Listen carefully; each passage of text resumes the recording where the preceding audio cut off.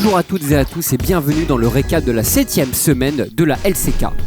On commence par le bas du classement, les Guangdong Freaks assurent le coup en battant les Bros et les HLE, deux matchs capitaux s'ils souhaitaient rester en course pour les playoffs. Ils rattrapent les DRX qui ont perdu leurs deux matchs avec notamment une défaite 2-1 face au Leaf Sandbox.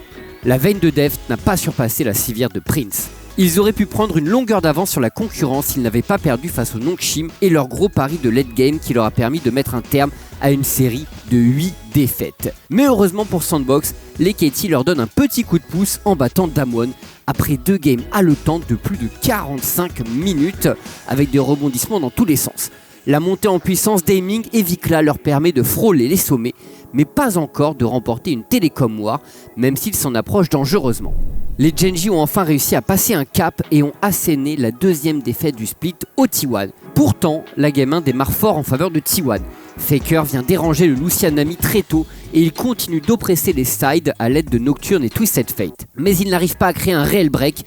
Chovy power farm pendant que le reste joue défensif jusqu'à ce qu'ils aient les dégâts pour one-shot Zeus avec un ulti Skarner et Snowball jusqu'à la première victoire. En Game 2, c'est au tour de T1 de jouer Lucian Nami. Il récupère la première tour, mais la série de rouleurs reste dans la game. Il le prouve d'ailleurs lors du fight autour du 3ème dragon en réalisant le 6ème pentakill de sa carrière. 2 minutes plus tard, il prend un quadra kill qui éteint le peu d'espoir restant au T1.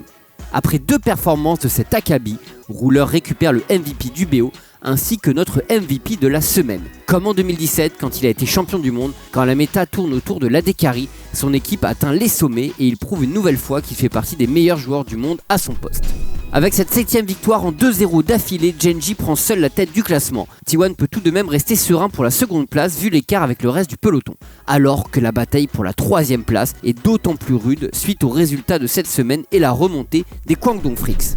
En fin de semaine prochaine, ils joueront un match capital contre leurs adversaires directs, les DRX. C'est un match qui compte double pour ces deux équipes et l'erreur pourrait être fatale avec uniquement 4 matchs de saison régulière restants. Un peu plus haut dans le classement, 2 rencontres retiennent notre attention. Damwon face à Gen.G bien entendu, le rematch de la demi-finale du Spring qui était allé en 5 games, mais aussi KT face au Sandbox, la bataille entre Aiming et Prince.